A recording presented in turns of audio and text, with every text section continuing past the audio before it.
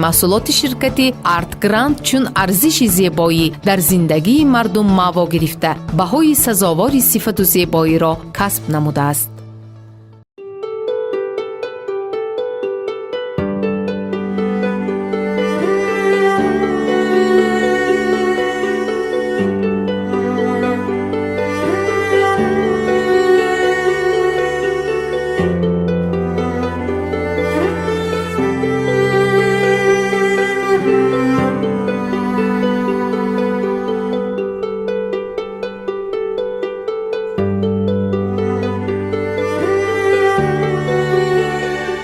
салом азизоне ки айни ҳол моро дар пушти экрани компютерҳои худ ва телефонҳои мобилии худ тамошо мекунед.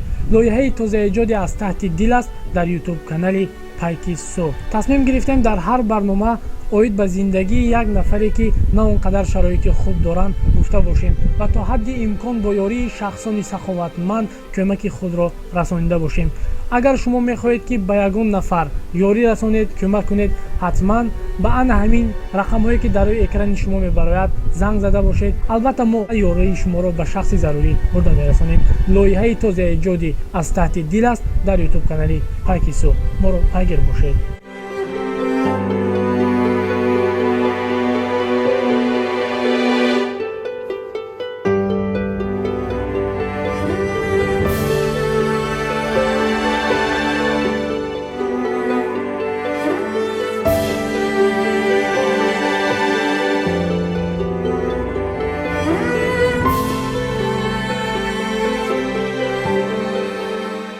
усмонова назира дар кони бодом ба дунё омадааст. бо сабаби даргузашти бобояш ба деҳаи навобод кӯч мебанданд. назираро дар 12-солагиаш бо иллати ба ҳам печидани рӯдаҳояш дар беморхонаи шаҳри хуҷанд ҷарроҳӣ намуданд.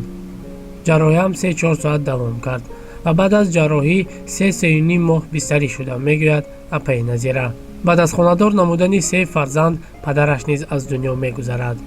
пас аз марги падар зиндагии оила куллан тағйир ёфта ба ӯҳдаи модари бемораш меғалтад. назира ба деҳаи овшиқалачаи ноҳияи бобоҷон ғафуров шавҳар менамояд.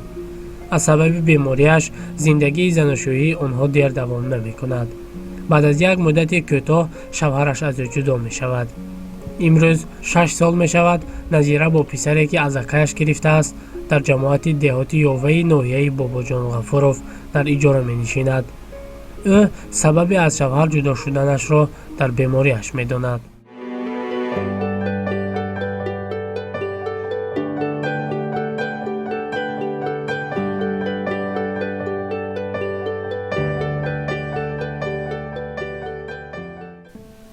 болубулиам як ҳафта 3 бор оператсия шудам. болубулиам баъзбин шудам, якҷой шудам. сабаби ҷудо шудан оператсиям де.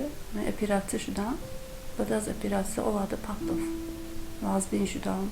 аз ҷон хиста наметонистам, як кор кида наметонистам. оварда паттов. оварда паттов. ман худам гуфтагӣ майлаш зангир, майлаш ман фарзанда шудам, дигар зангир, ман ҳама фарзандаемро калом мекунам. ҳеҷ чиз зиндагӣ мекунем, ҳаддамоям зиндагӣ мекунем. ман ин ба вай не худам мисол ман завҷигӣ мерам, худам вай мекунам гуфтам. чун худаш розӣ буду, вайҳош намуд, акаҳош намуд, зиндагӣ кардам. касали нигоҳка мекардем, ин касали ҳа боло механдид, касали ту, вай ту. охирин оператсиям 97 сол вай кардам. духтам 97 сол шудагӣ то ҳамна 9 бор оператсия шудам. дам бача нашуд, ман ба хони зиндагӣ мекунем. писаче гифте, аком гифте, розиги худашон ки, розиги мани занашон ки, гифте калон кардам ки, розигишон ки кун гифте, ҳамина калон кардам. ба ного калон шуда кун вай накунад, аман дилаш намонад, вай гуфте, гуфтаги ман, ин тао не, ин дадод, мани ин кемҷа бува.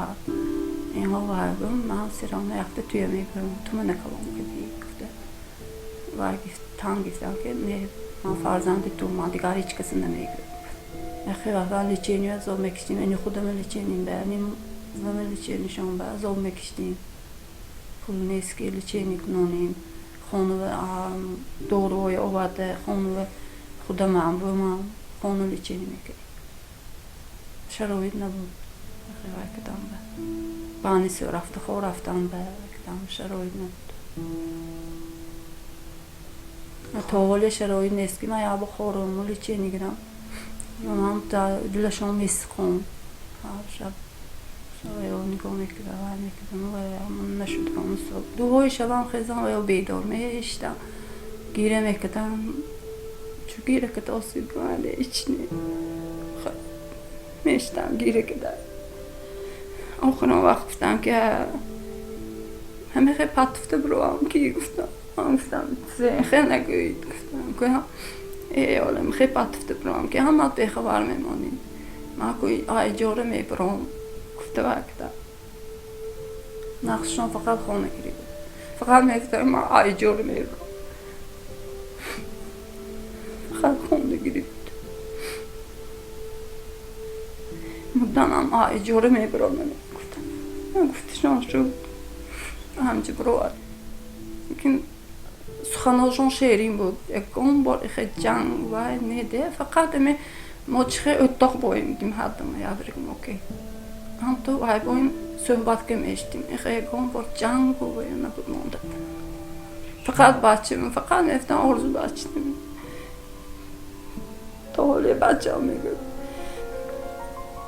اونم وای نکردم زاچگی میرفتی که اونمو پتفته برفتم میگه بچه من خودم کلمه کنم میگفتم میگن که اولی هم میگن که آرزو بچه میبینم من حالی میگفتم اولی بچه هم میگه اونم پتفته برفتم و یاده کنم در هر کار خداوند حکمتی است که عقل ما بندگان به آن نمیرسد. گوهر ایمان این تخم سعادت جاودانی است.